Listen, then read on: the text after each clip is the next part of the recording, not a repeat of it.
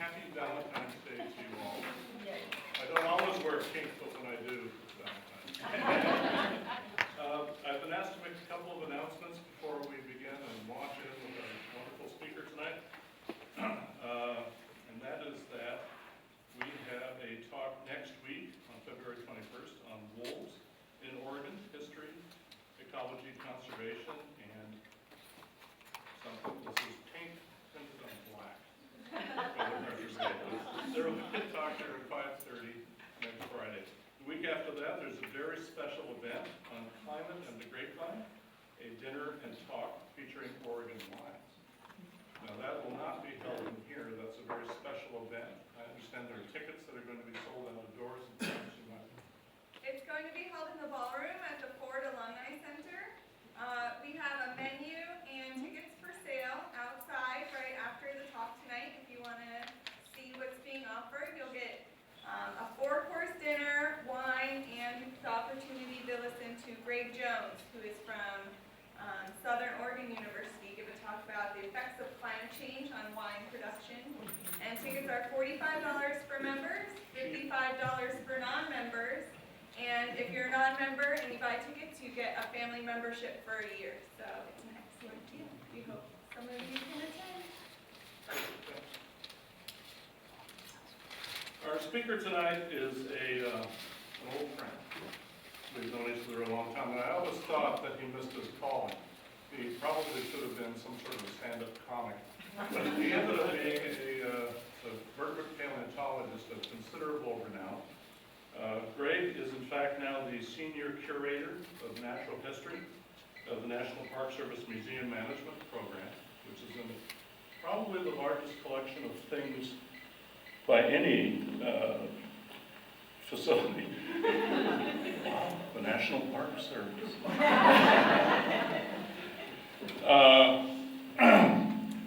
He began his career at Hagerman Fossil Beds in Idaho. How many people have been to Hagerman Fossil Beds in Idaho? Okay, a few, yes, of course you have. Where he was a paleontologist, and he then was the paleontology program manager for the Geological Resources Division of the National Park Service, which is a relatively new thing, but now it's been around for quite some time. Prior to joining the National Park Service, he was the curator of vertebrate paleontology at the Cincinnati Museum of Natural History, and the collection manager prior to that at the Idaho Museum of Natural History. He is a vertebrate paleontologist indeed. There are very few of us, and in fact there's one less now, with the National Park Service, and a fellow whose research interests in a variety of fields, but primarily Pleistocene, in other words, Ice Age, different kinds of mammals of North and South America, particularly extinct ground sloths and their relatives. If any of you have gone over to see the new exhibits in the museum, you've seen the reconstructed skeleton of the Harlan's ground sloth, for example. That's the sort of thing Greg works on. He has conducted field work in North and South America and the Caribbean, and he works extensively. He's worked in caves, and he's done a lot of different diving expeditions. He received his Bachelor's of Science from Idaho State University and his Master's at the University of Florida, which is still in Gainesville, I believe, which is now snowed in. And he received his PhD at the University of Toronto. Please welcome Greg McDonald, who's going to speak tonight on Sex and the Single Sloth, or Darwinian Valentine.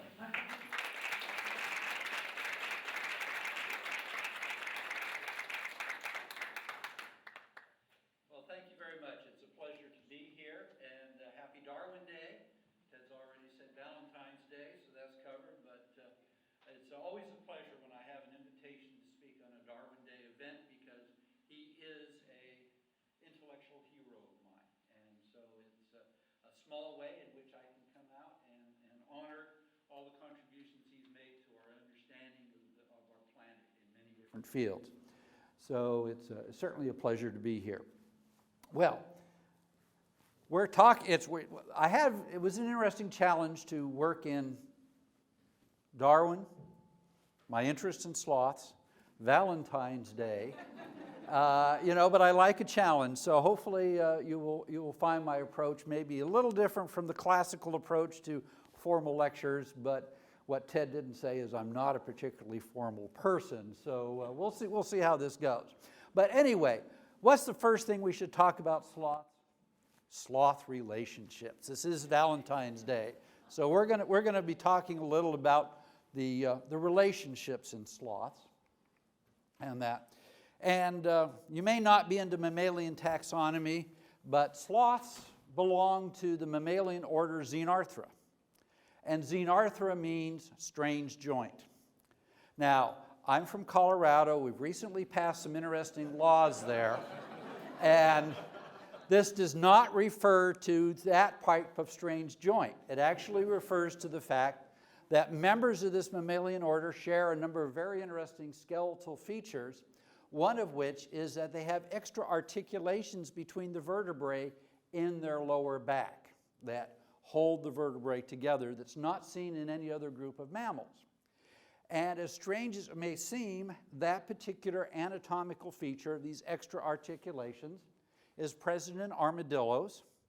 You may not have thought of armadillos as actually being related to sloths, but that is the case. They share this feature. Anteaters are another group that sloths are closer related to. And of course, we have the living tree sloths. So those are our three living representatives of the order Xenarthra. But when you get into the fossil record, you get some more really neat, interesting critters. You get the glyptodonts. These often, like they refer to them as the Volkswagen-sized sort of giant armadillo, but they're a separate, distinct group.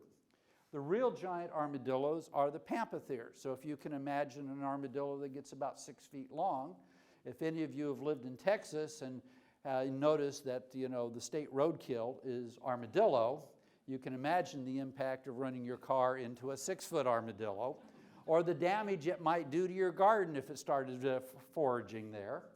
And then, of course, the group that I've spent quite a bit of time working on, the giant ground sloths. Although, while the word giant is often used a lot, ground sloths come in all sizes, from rather small to rather large. So, these are the living and the extinct relatives of the ground sloths that I have an interest in as part of my research. Now, one of the interesting things is when I started working with sloths, they were thought to be kind of primitive mammals, an oddball group. Nobody in their right mind would really study them because they're kind of off the beaten track of main evolutionary history of mammals. And so, they weren't at the center of things. Well, that's just type of weirdness that appeals to me, so that's why I'm working on the group, because as an undergraduate, found out about this group because we collected one at the Idaho Museum of Natural History. As an undergraduate, I worked in the museum doing preparation, and my professor said, "Greg, your project for the year is to clean up this fossil sloth skeleton they just collected." And then John, being the consummate professor, John White, after I had cleaned it up, he had me do a report, figure out what sloth it was. And as I read the literature and learned about it, it was really nobody was working on them at the time, so it became quite interesting. But it wasn't mainstream paleontology. It was kind of out there. Well, they've gained a little bit of respectability in the intervening years because it turns out if you look at the breakup of the continents and we go to South America, which is where the Xenarthrans originate, it turns out basic dichotomies within the mammals that have been worked out by the people doing molecular genetics, and the Xenarthrans are one of the 4 major early divisions of mammals.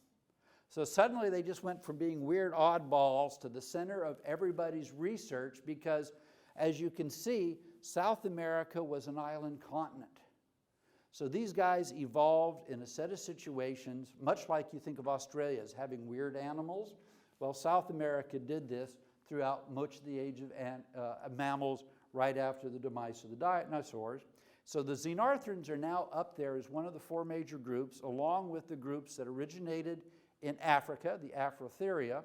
And of course, these southern continents are separated from the northern continents, where we have the Boreotheria, with the Laurasiatheria in the New World and the Euarchoglires in the other. So now sloths are mainstream. So now people actually have a little interest in my research as opposed to me doing it to satisfy myself.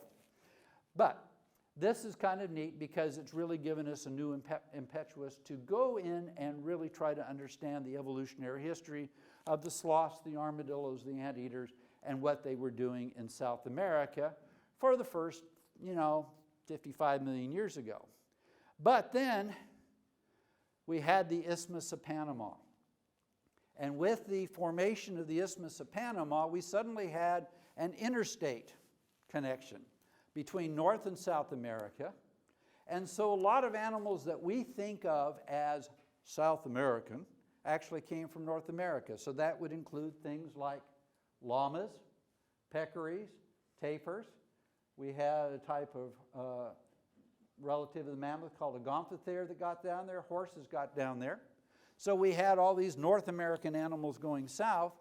But at the same time, we had South American animals going north. The glyptodonts made it up there. Capybaras made it up there. A lot of ground sloths made it up there. Our North American porcupine comes from a South American ancestor. And we also got vampire bats. So it was a very interesting interchange of animals. And so the fact that I can work on a fossil ground sloth that was found in a site in southern Idaho basically dates back to about 3.5 to 4 million years ago when the Isthmus of Panama started allowing this interchange of animals that we call the Great American Biotic Interchange. Well, what's in a name? When you work with animals by sloths, you can imagine that people tend to get ideas. And so one of the questions they asked me, well, which came first, the sin or the animal? Well, it turns out that actually the sin came first, and that there seems to be something about people named Gregory working with sloths or sins. I'm not quite sure what the connection is. But we go back to 590 AD when Pope Gregory the Great lists the 7 deadly sins. And of course, you all know your Latin.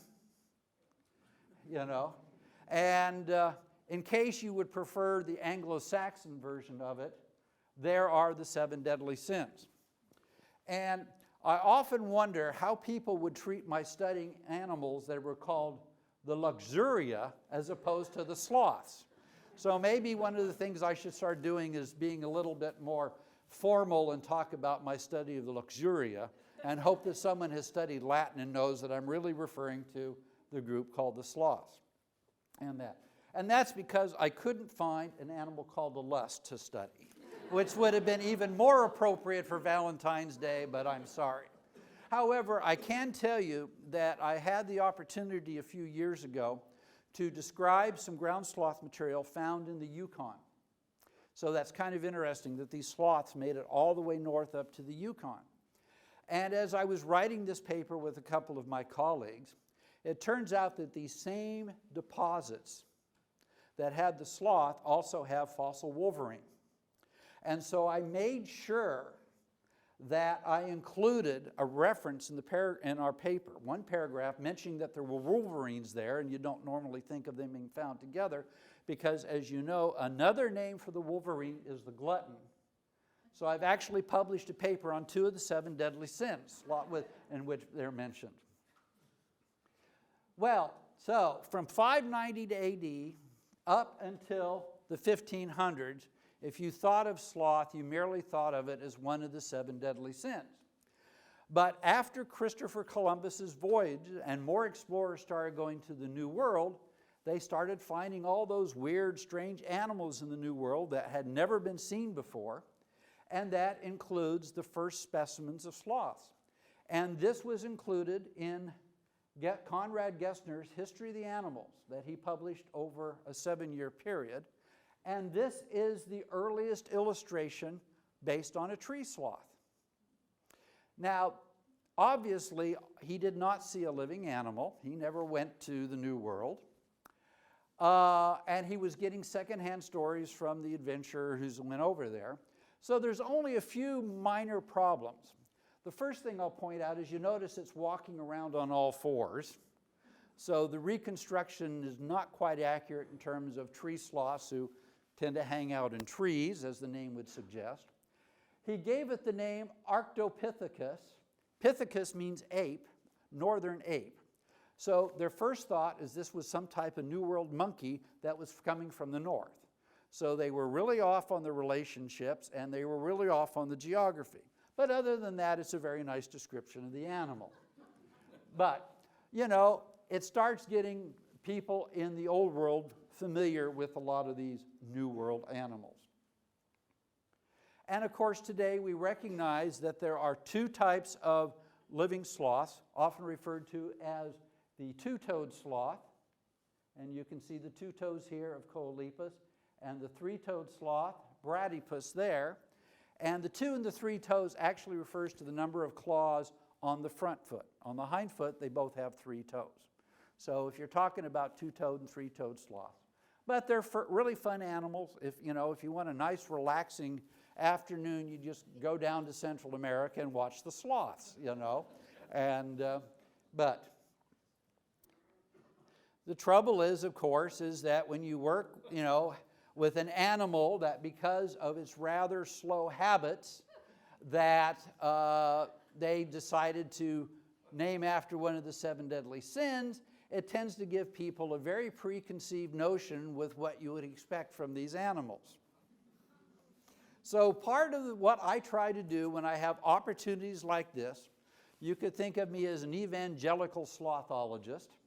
And one of the things that I would hope to do is change your thinking about what sloths do and what they're like based on some of the research that myself and a lot of other good workers have done over the years with regards to understand this really interesting group of animals. So I have to give you a little bit of a slothful history here. I'll be going very slow if you want to take notes and that. And we'll go to 1796 when this skeleton was found. This was the first fossil sloth found in the New World by Spanish explorers in Buenos Aires province outside of the city of Buenos Aires. And the skeleton was collected and presented to the King of Spain, and it went into the king's cabinet. In those days, wealthy people maintained cabinets of curiosity where strange and wonderful things were displayed to show off their good taste and their breadth of knowledge of the world around them. So here they presented the King of Spain with the skeleton of this animal. And it has the distinction that this was the very first skeleton of a fossil animal ever mounted in a museum. And so it has a really interesting history in museology that before that people had mounted modern skeletons, but this was the first attempt to take fossil bones and mount them in a three-dimensional mount. So that was a very interesting part of the history of where this animal has contributed. And the Spanish scientists of the day were in the process of describing this animal. They were having drawings made, and some of the drawings got smuggled out of Spain to George Cuvier, the father of vertebrate paleontology and comparative anatomy. And Cuvier beat the Spanish to the punch in publishing on this animal based on the drawings because he never saw the original bones. And he coined the name Megatherium americanum, the great beast of the Americas. And so this animal also has the distinction that this was the first time that a Linnaean binomial, the formal classification we use for animals today, was applied to an extinct animal. So sloths have made their contribution to the advancement of our understanding of the sciences and in museology here.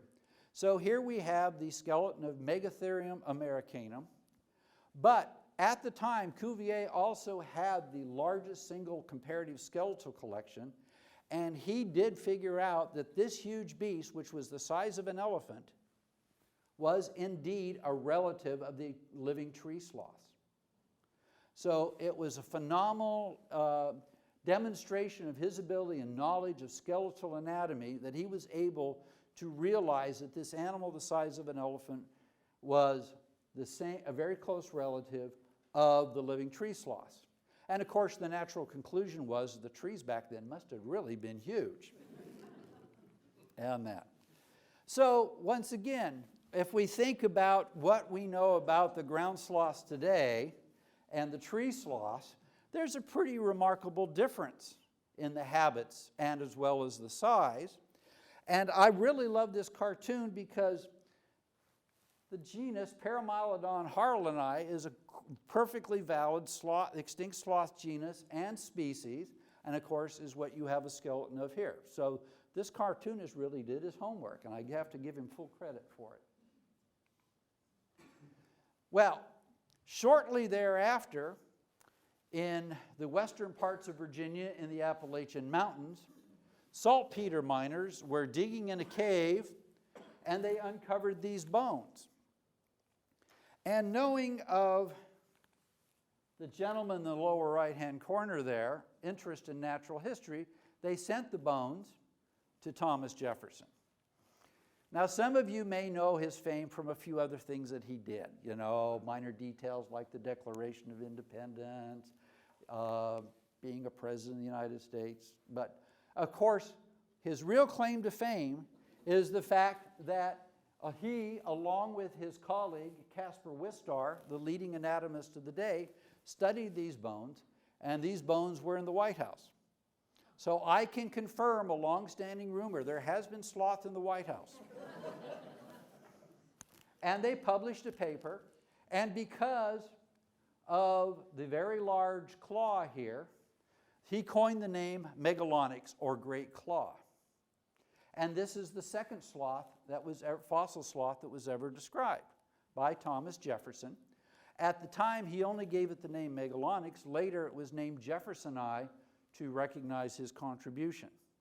So we do have Megalonyx jeffersoni as the second sloth. He originally gave an oral presentation on this sloth in 1797. The publication came out in 1799, and for those of us who do research and know how long it takes to get something published, it goes back quite a ways in the history of this country that you just don't crank things out. Well, as we move along, we of course get to this, my friend here, Chuck. I'm sure you all recognize him, who took this little voyage. And what a lot of people don't realize is that Darwin hated the ocean. He got seasick all the time and did not want to spend any more time on board ship than was absolutely necessary, which is very fortunate to me and my interest because he got off the ship whenever possible, rode with the gauchos across the Pampas in Argentina, and in the course of doing that, spent a lot of time collecting natural history items, including fossils. So when Darwin returned from his little trip, he oversaw the publication of the natural history specimens that he had collected, which actually included a large amount of sloth material. So the next big batch of discoveries of fossil sloths came about from Charles Darwin, but he was not a vertebrate paleontologist, so what he did is he transferred all the fossil material to this young fellow here, Richard Owen. And Richard Owen was considered to be the Cuvier of England. He was a vertebrate paleontologist par excellence, and he and Darwin were very good friends at first, until Darwin published this little thing a few years later called The Origin of Species, and Owen had a slight different interpretation of life on this planet, and they had a falling out. But they started out as friends, and in fact, they were such good friends that Owen named one of the sloths Mylodon darwini. And this is the type specimen, this lower jaw there. And so we do have not only a sloth named after a president, we have a sloth named after Charles Darwin as well. And today we recognize that there are 4 basic groups of sloths, some of them based on the material that was described by Cuvier, the Megatheridae, which here in North America includes Eremotherium, which is another one of those elephant-sized sloths. And then here we have Megalonyx jeffersoni, and here we have Paramylodon harlani and the small Shasta ground sloth. So those kind of represent the 4 basic groups of sloths that we have, and we have one of each here in North America. And of course, if you go back to South America, where their evolutionary history is, the diversity is much greater. So for me, it's great, provides a great excuse for me to go to South America and work with my colleagues down there. Well, if we come back to the States in 1831, so about the time that Darwin's off on his voyage, we have a gentleman here by the name of Richard Harlan, who is one of the early naturalists and one of the very early vertebrate paleontologists in this country who was describing material. And this lower jaw was found at Big Bone Lick, Kentucky, which was the first place in North America where lots of fossils came from. A lot of them were collected in the 1600s by French explorers and are in the museum in Paris. But Harlan only knew of one sloth in North America at the time, and that was Jefferson sloth, Megalonyx jeffersoni, of which a jaw had never been found. So Harlan decided that this must be a jaw of Megalonyx, and he referred this jaw to Megalonyx. But we now realize that it's actually a jaw of this animal here, just like the one you have mounted on display, which has the name of Paramylodon harlani. And the reason that happened is if we get back to Richard Owen here, very nice fellow, you know, somebody you go out and have a pint of bitters with, obviously, after work. Owen, in the meantime, not only had described the material collected by Darwin, but in the intervening years, another skeleton was found of another sloth, which he recognized was very close to his Mylodon darwini, which he called Mylodon robustus. And at the time, Owen was the curator at the Hunterian Museum of the Royal College of Surgeons, and he had this skeleton mounted here. Here he is giving a lecture to some Victorian gentlemen in the main hall there. And he recognized that this lower jaw that Harlan had described as being from Megalonyx was related to his Mylodon, and he renamed it Mylodon harlani. So that's where harlani comes back from Richard Harlan, but we now recognize it's not exactly the same, so they call it Paramylodon or Near-Mylodon harlani. So now that we've established some names, this is Valentine's Day, and I'm sure you all want to develop some skills here to go up. Where do you go pick up these sloths that we study in that? Well, let's start with Oregon. I mean, that's close to home. I'm sure you kind of want to know where to go pick up some sloths here. And it turns out that this is the very first sloth bone reported in the scientific literature. It is an upper arm bone, or the humerus. I always try to have at least one humerus slide in my talks. So this is it. And it was collected by a gentleman by the name of Perkins in 1843 in the Willamette Valley. This specimen still exists. It was originally in the Boston Society of Natural History collections, but is now preserved at the Museum of Comparative Zoology at Harvard. And they were nice enough to provide me with the photograph. So we have had, people trying to pick up sloths since at least 1843. And one of the first people locally who tried to do this is Thomas Condon. And that. So he developed the technique.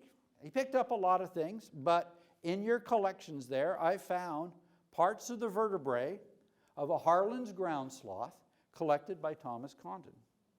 And that. So it's very exciting to know that amongst the various things that he was collecting that's preserved in the collections at the university includes a lot of very nice sloth material. I've had a wonderful time going through the collections and rummaging around. And then, since 1843, there have been lots of other records of the Harlan's ground sloth found throughout the state here. But if you really want to have a good opportunity, go to the Willamette Valley. That seems to be sloth central here in the state. Lots of material is coming there. But you can also go out to Fossil Lake and other places as well. So they got across the Cascades there and got around and that. So there is a fairly robust record of sloths here in Oregon. And if we look at it, You know, it's one of those typical fossil record stories where you kind of piece it together from bits and pieces. We haven't got a nice complete skeleton yet, but we find lots of diagnostic material. We get shoulder blades. This is the cheekbone here. The eye would sit there, but that's that part of the skull, back of a lower jaw. This is in the collections here. It's another humerus, the lower leg bone, the tibia, hind leg, the femur. And one of the interesting features about the sloths and their relatives of the order of Xenarthra is that they actually have a double set of ribs. So besides having the normal set of ribs that come off the backbone and then come down and normally get into cartilage and connect to the breastbone, they actually have another set of ossified ribs that actually have an articulation to the breastbone. The other rib here would connect. And so the other thing that sloths have a claim to is, one of my professors used to say, they invented the double-breasted suit. One of the interesting features about the mylodont sloths that Paramylodon and Mylodon darwini belong to is that in their skin they've got bits of bone that we call dermal ossicles. And these are some examples from the tar pits and some other localities. And this is a specimen where the skin got buried, and each of those little nodules is a piece of bone that was in the skin. And a lot of times these are overlooked because unless you're screening the sediments when you're excavating and really paying attention, they just look like pebbles and they get tossed out. But fortunately here, they have been found. We do have Oregon ossicles. I've been boning up on this, so I wanted to share this with you. So you know, part of the excavations that have taken place where there's been careful screen washing and collection has turned up the dermal ossicles from Paramylodon harlani as well. But just to show you how really neat the fossil record can be, this is an X-ray of a mummified piece of skin of Mylodon darwini from a cave in southern Chile. And what's really neat is this X-ray was made about 1905, about 3 years after the discovery of X-rays. So within 3 years after the discovery of X-rays, they were already applying it to paleontological specimens. This is a piece of skin in the Humboldt Museum in Berlin and was amongst the fossils that was X-rayed. And you can see this nice dense pattern, and here's a close-up of all those little dermal ossicles. Those little white spots are where the blood vessels went into the bone in the skin. And so once again, sloths have contributed to our advancement of knowledge in terms of the technology that people have applied to them. But just to give you a really neat view of what a sloth might look like on the outside, here is the mummified skin. This is from Cueva de Milodon near Punta Arenas in southern Chile. And you can see it's not only the skin, but the hair is preserved. So there's their hair on the outside. Look how thick that skin is. There's a dermal ossicle. There is a section right through the skin there. So if you're a saber-toothed cat or some other predator and you want to eat sloth and you go for the back, you're going to get a mouthful of 6 to 8 inch long hair. You've got to go through 2 to 3 centimeters of skin and get through a bunch of bone to boot. So these guys were pretty well equipped to deal with predators of the day. And if you happen to be on the inside of a sloth looking out, well, I provide that view too. You can also see all the dermal ossicles in place there.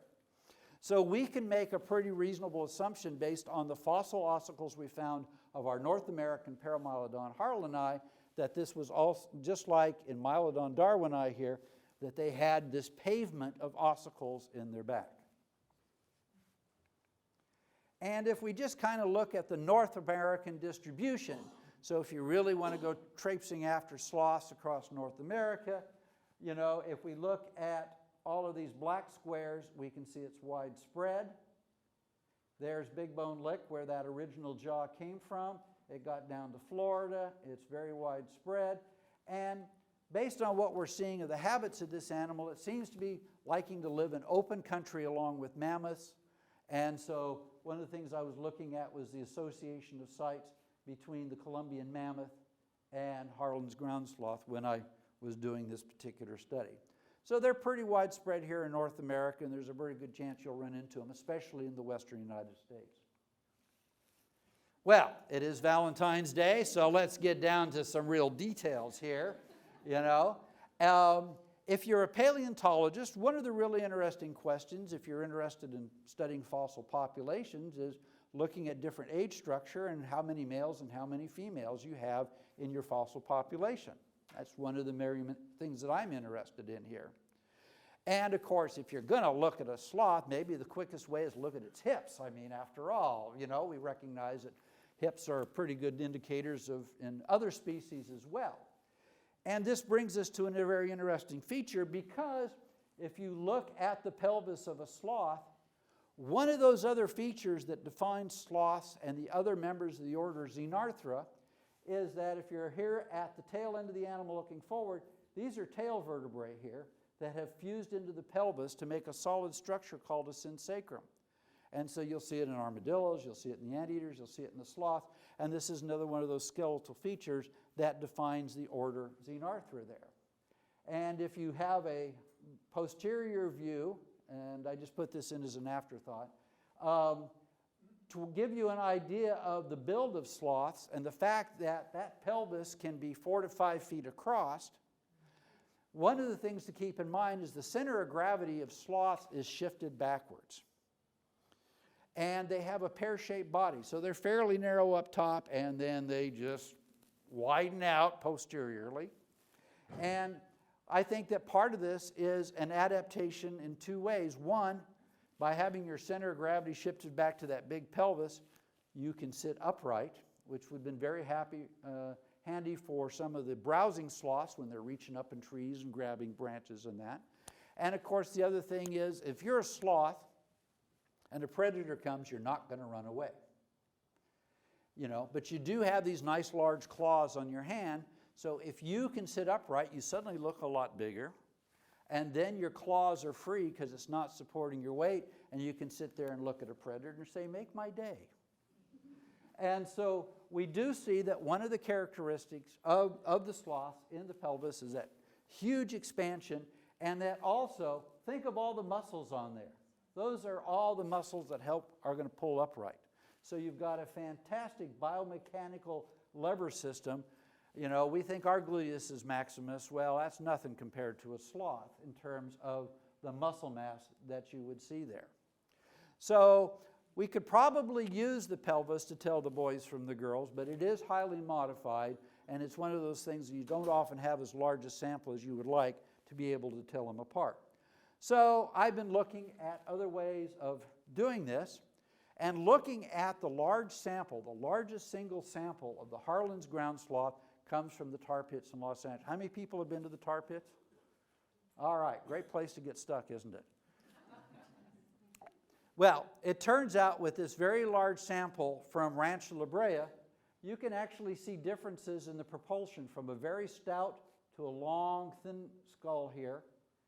And when this was first described by Chester Stock, who described the sloths from the tar pits, he thought maybe he had a new subspecies. So he had two different subspecies living side by side.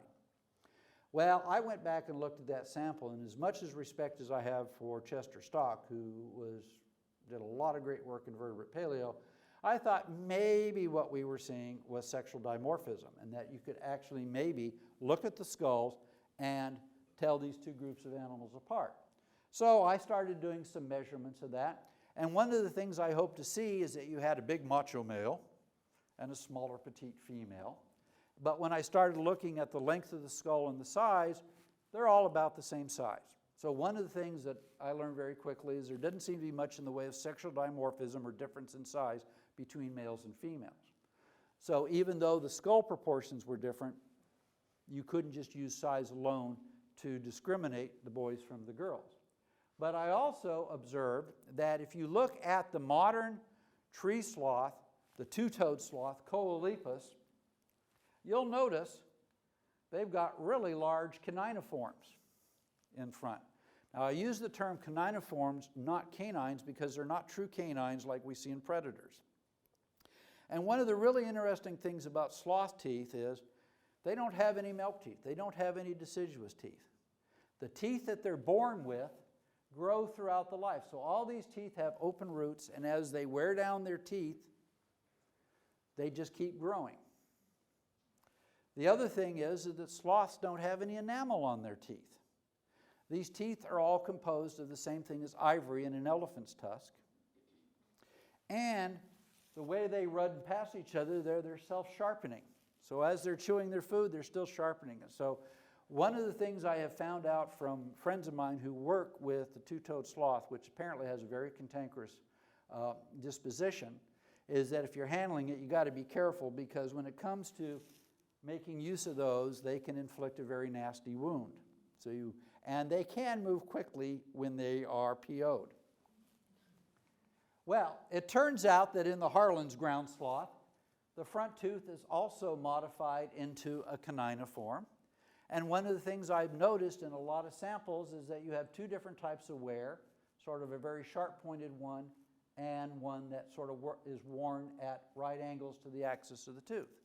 And it turns out each type of tooth is associated with a particular type of skull. So it looks like we can see that in the front teeth in the canines or caniniforms that there is a difference that probably is associated with being a male or a female.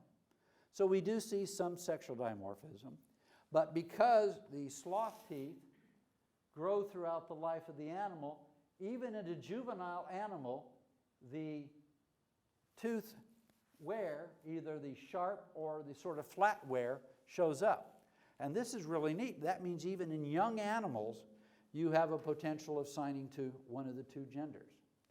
And how do I know I've got a juvenile? Well, in juvenile sloth teeth, they start out conical shaped.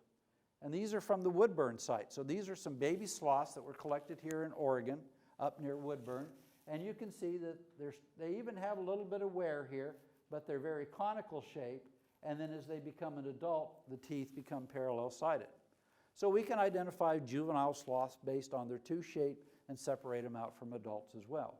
So there's a lot of really great information that we take from our knowledge of modern sloths, we can apply them to the fossil sloths and start telling a really interesting story.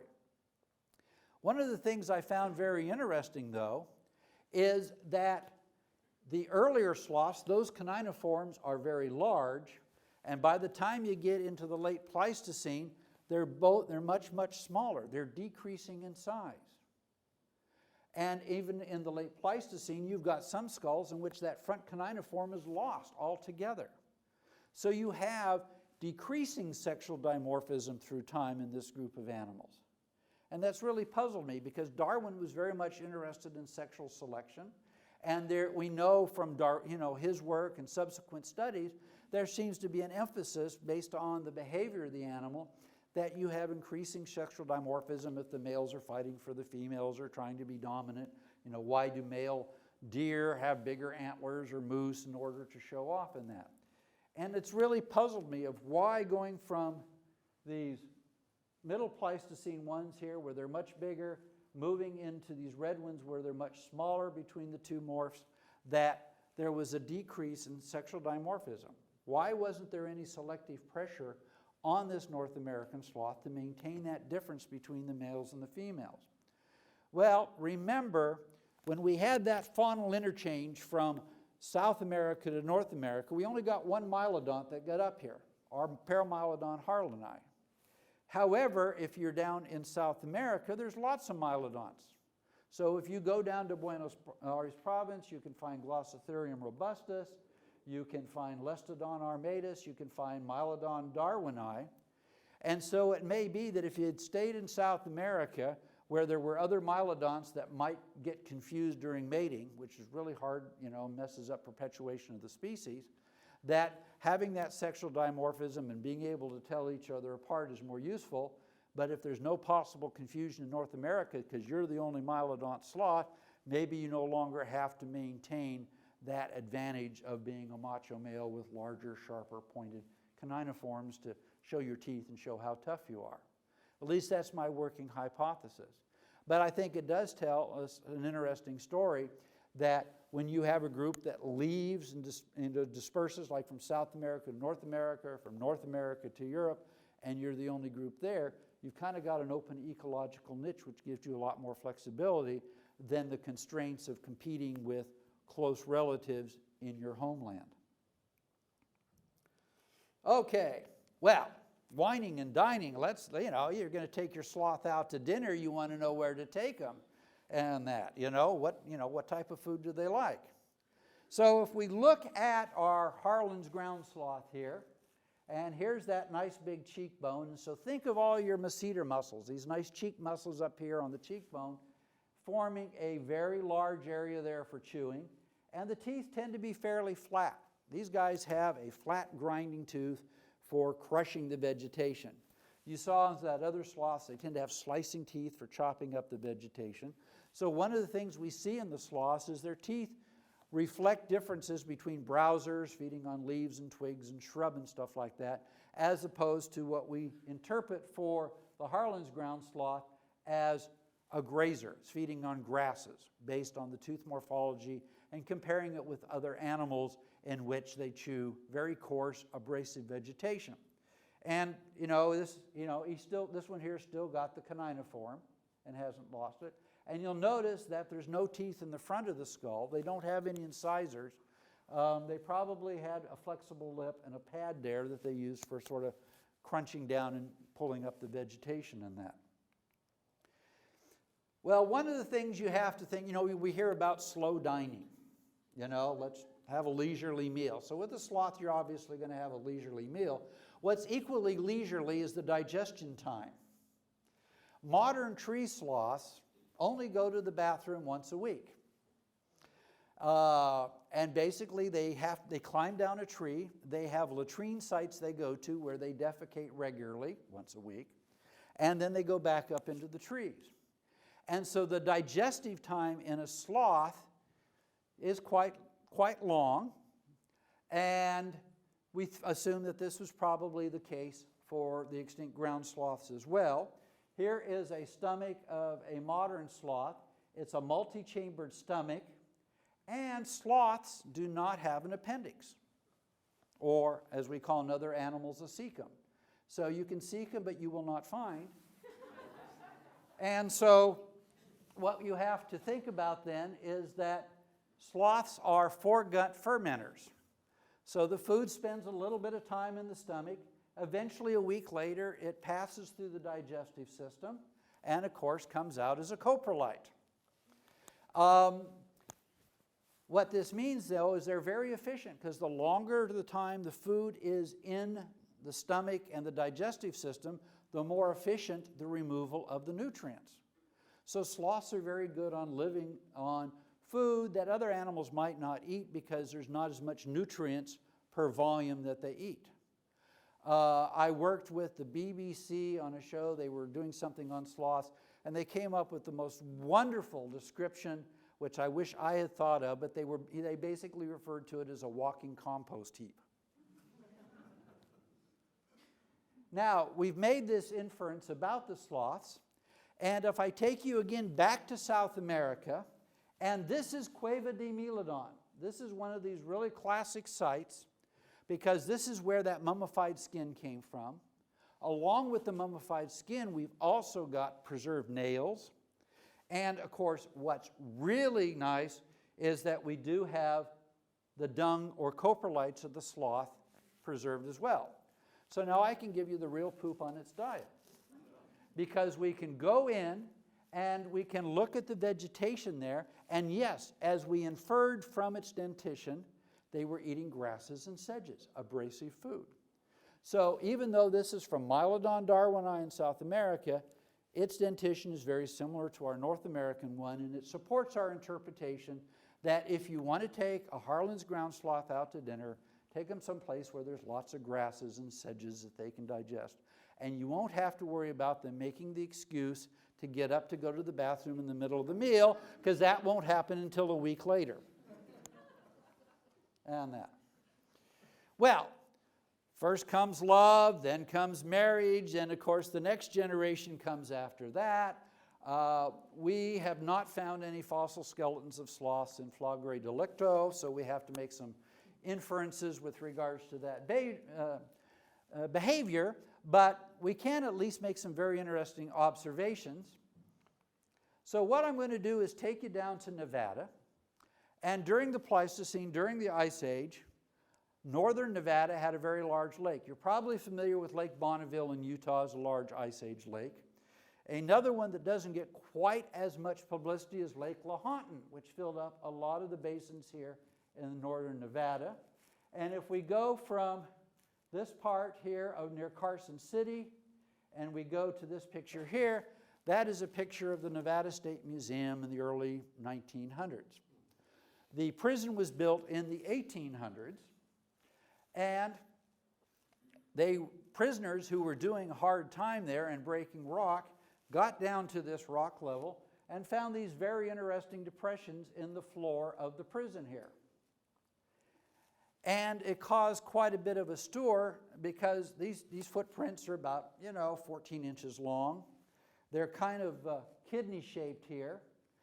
And of course, in the 1800s, if you go with the biblical passage, there were giants in those days. People were convinced that they had a giant human wearing moccasins.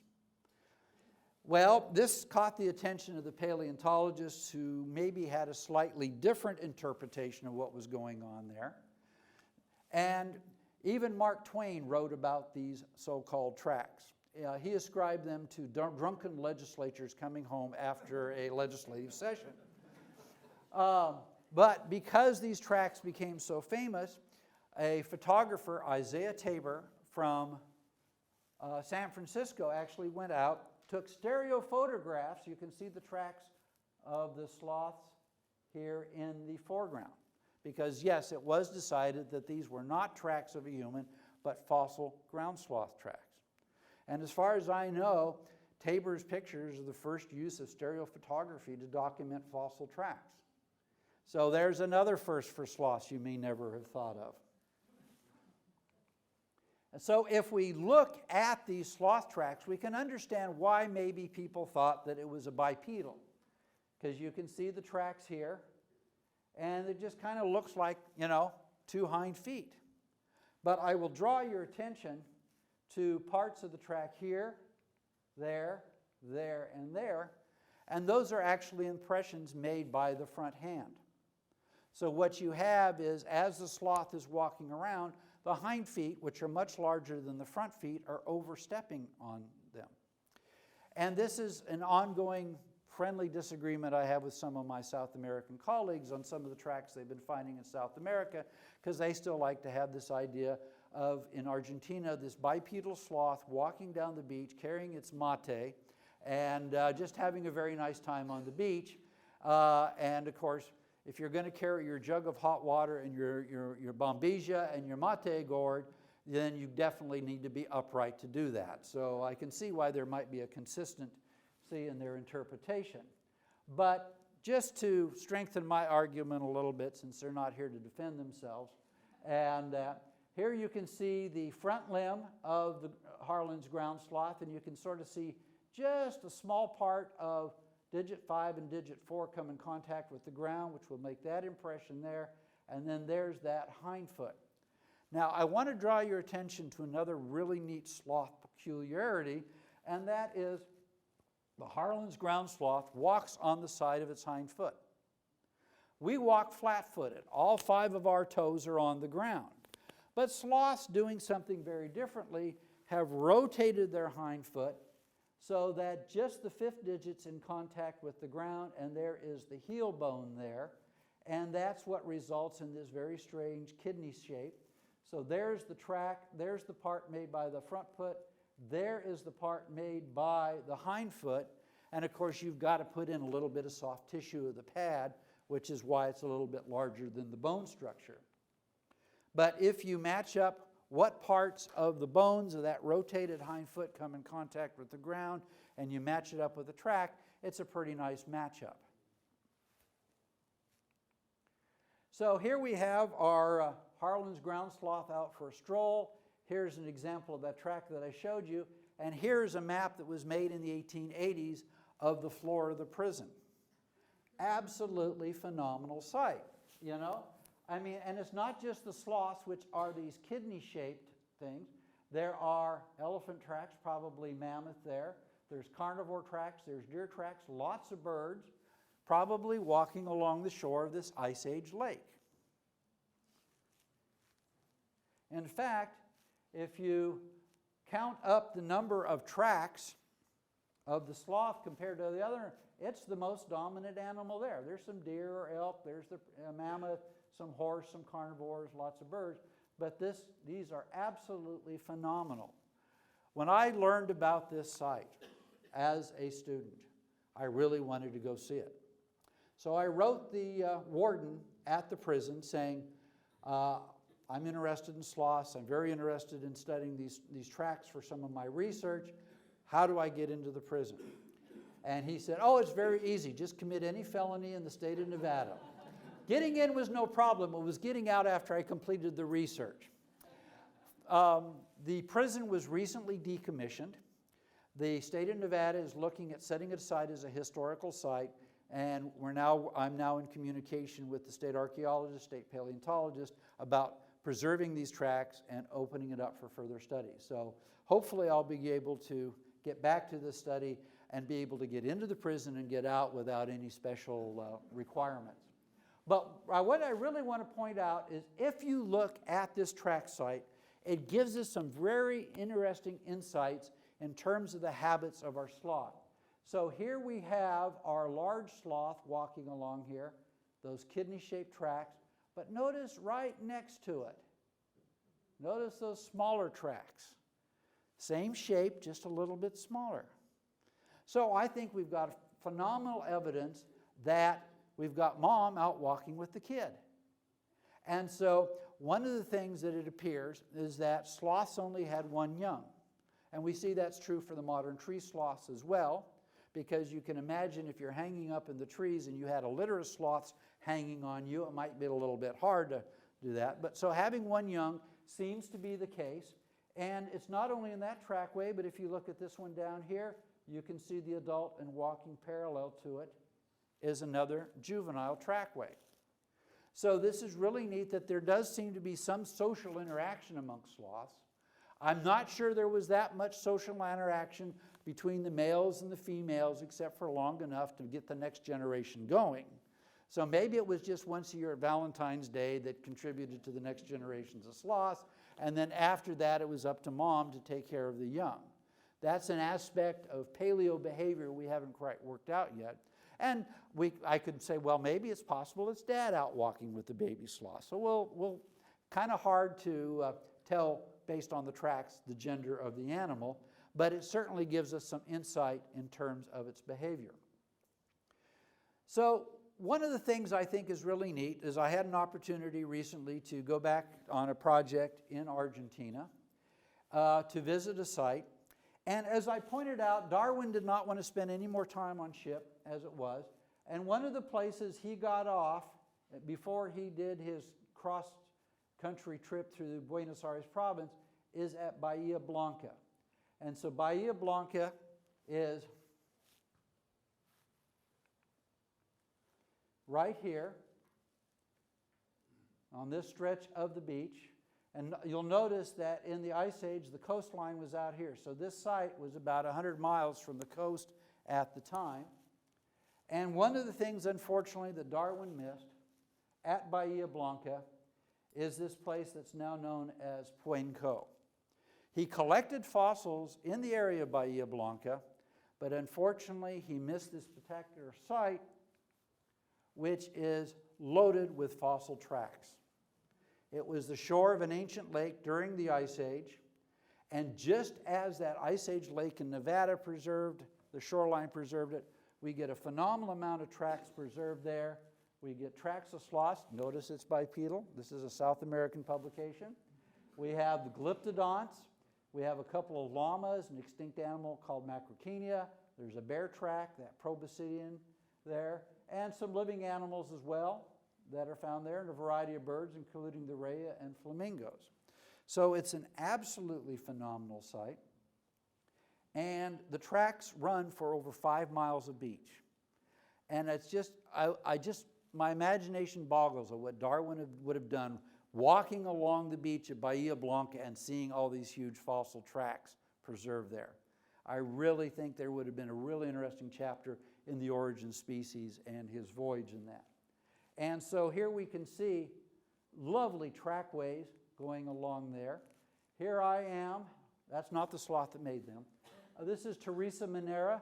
She is the lady that has been studying the tracks and led to the protection of this stretch of beach. It was used by ORVs and people. It's a popular summer resort place. And she fought against all kinds of odds to have this stretch of beach preserved as a protected area. And then this is Gustavo Politis, who's an archaeologist that works in the area there, and they occasionally collaborate. And there are a couple of sloth tracks on the beach. And so I just want to share this with you because it looks a little bit different. We have impressions of the hand. Here we have an impression of the hind foot. We think it may have been made by the Darwin's ground sloth there. And one of the things that's really neat about these tracks is it gives us an idea of the soft tissue. We've got the skin, but we really don't get muscles or fat or flesh. And this is a hand of a modern anteater showing the fleshy pads. There's one of the large claws, and if they fold their claw, it fits right there in a little pocket in the fold of the skin. And then this is an x-ray, and you can actually see the fifth metacarpals in this big fleshy pad. So it gives us kind of a neat way of looking at these animals from the tracks to study their locomotion, to look at their behavior, but also to make some inferences about the soft tissues as well. And of course, there's this beautiful matchup of the track between a hind foot, and you can imagine then that this claw had nail material, and that track is about a foot deep. This was soft mud. So this sloth was slogging through the mud, trying to get through there. But it makes a really nice opportunity to learn something about the behavior of these animals that you wouldn't normally get. And besides the track I just showed you, which is of a mylodont sloth, Mylodon darwini, we also have the tracks of the elephant-sized sloth, Megatherium, as preserved as well. And there's a foot for scale, and there is a sloth track. And you can see with the fine sediments, you can actually see the pattern of the wrinkles on the skin. It's an absolutely phenomenal site. It's one of those bucket list sites for a slothologist, I can assure you. And there is just another phenomenal example of a whole trackway of this animal on the beach there. What really drew the attention of having the archaeologists come out to this site is that when they uncovered the Megatherium tracks, walking right next to it were smaller tracks, which they decided to interpret as human tracks. Deja vu all over again. Once again, I have the greatest respect for my colleagues. I have a little bit different perspective, and I would suggest that rather than a human out walking its pet sloth on the beach, that what we actually have is once again that same behavior of a female sloth with the baby walking along beside it. And so this will be one of these areas that I'm hoping I'll have a return chance to go work with my colleagues and do some more studies on that. So it's one of those things that while sloth research goes rather slowly and we never get out as many papers as we like, there's a lot of folks besides myself doing some really neat work. I've got some great South American colleagues that are making new discoveries. They just found a sloth bone bed in Uruguay of another sloth in which they've got literally dozens and dozens of individuals that seem to have died around a water hole. But what's very interesting is on some of the bones they have marks that they think are cut marks and perhaps human-sloth interaction. And that's certainly an area that is now taking place with looking at the appearance of humans in South America and their impact on the South American fauna and the possible cause of extinction. But one of the things that I think is very important is that before we say anything about the sloth extinction and why we're limited just to the 2 tree sloths today, we need to really do more about understanding the ecology and the lifestyles of the dead and buried. And so my research interests are, as I've sort of summarized tonight, looking at where they were found, what conditions they lived under, what their diet was, how you tell the boys from the girls, their population structure, and what we can say about their behavior.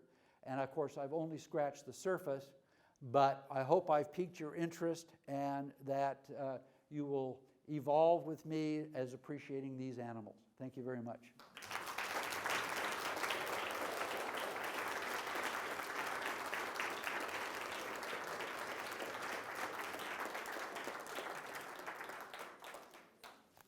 We have as much time as anyone would like on Valentine's Day to ask Greg some penetrating questions. Yes? I can't remember if you said if you've ever been able to find an intact skeleton that had a fetus inside. I didn't mention that. There is actually one specimen. A colleague of mine in Brazil, getting that, like you say, is there an intact skeleton with a fetus? Fortunately, we have one. It's of a small ground sloth that was found in a cave in Brazil by my colleague Castor Cartelli. And it's a young animal, and there's only one in the body. But there is one individual that meets that criteria that supports our idea that sloths probably only had one offspring. Yes, sir. Okay, so sloths have thick skin. They can sit up and scare off predators with their toes.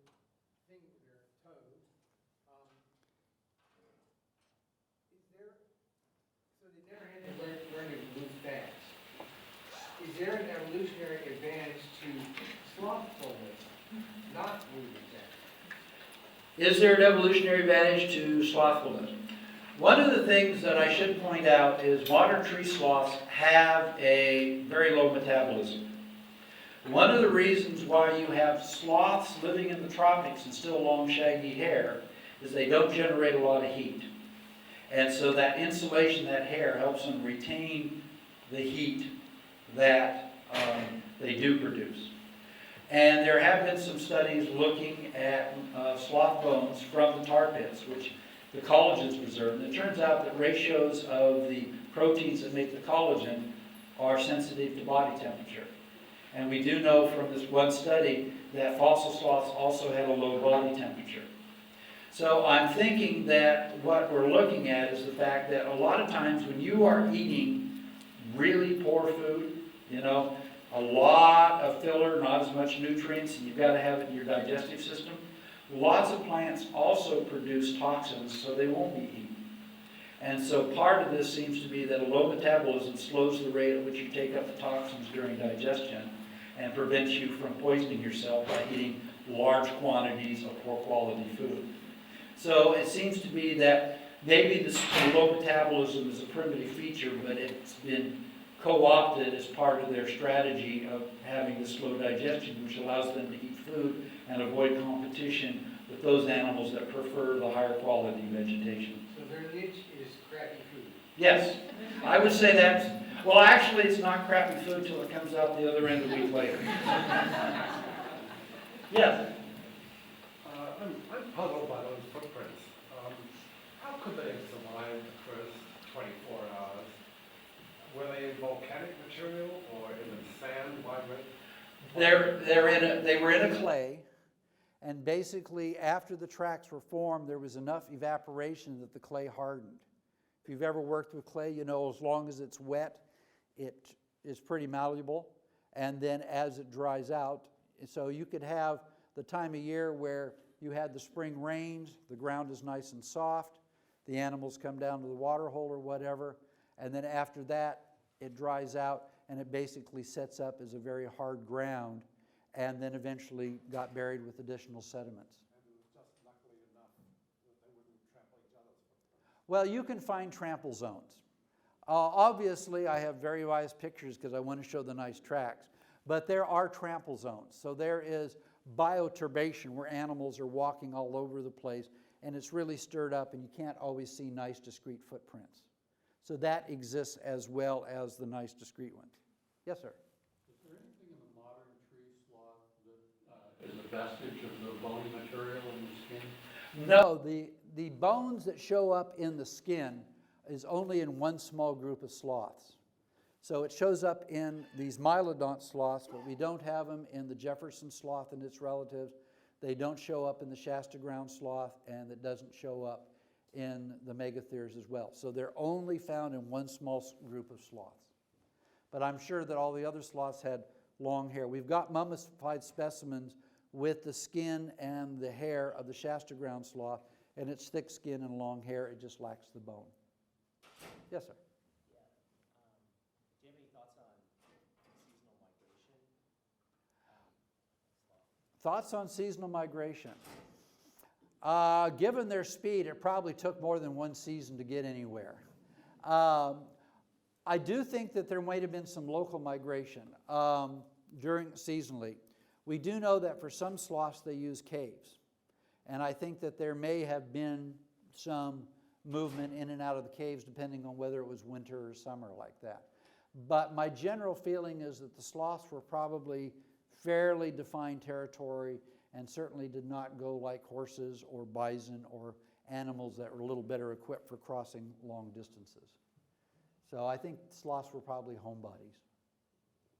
Yes, sir. If I understood you correctly, you postulated sexual dimorphism in Canaanites, and you said that I think that the sharper teeth were more threatening, therefore belonged to the male, right?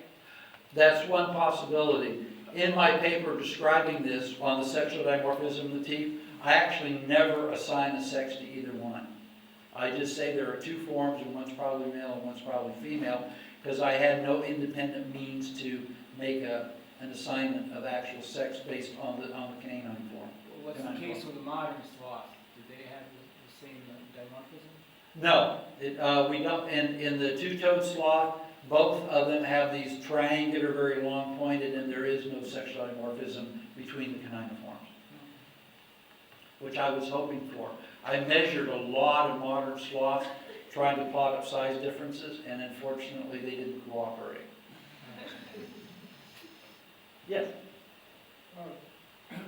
What are the principal predators of modern sloths, and do you have any feeling for the predation of the ancient sloths? Really good question. Predators of modern sloths. The biggest predator of modern sloths today is the harpy eagle in South America. And the harpy eagles will actually fly through, and when a sloth's hanging out on a branch, will pluck them off. And modern sloths have an interesting adaptation in that algae grows in their fur. And a lot of times when they're hanging there, they look like a hornet's nest. So they do have this, and they're not moving a lot, so they don't attract attention. But some of the harpy eagles have gotten smart enough to recognize that there's meat inside that hornet's nest. So today, the primary predator of tree sloths is the harpy eagle. When we go back to predators of the fossil sloth, what's very interesting, in South America, when it was an island continent, one of the biggest probable predators were giant predatory birds, the phororhacid birds. And it wasn't until the faunal interchange between North and South America that the canids, like the dire wolf, saber-toothed cats, got into South America. So there probably was a real adaptive shift in terms of new predators, because the phororhacid birds were gone. There were some predaceous marsupials in South America, including a saber-toothed marsupial that overlapped with the sloths for a while. But you certainly had a major impact when lions, saber-toothed cats, short-faced bears, and true dogs came into South America as part of that Great American Biotic Interchange. And it probably had a major impact on the South American fauna, not only to the sloths, but some of the other endemic forms as well. Yes? You just said that sloths don't move a lot. Is that creating the misperception, perhaps, that they're slow? Because you said when they're PO, they move really fast.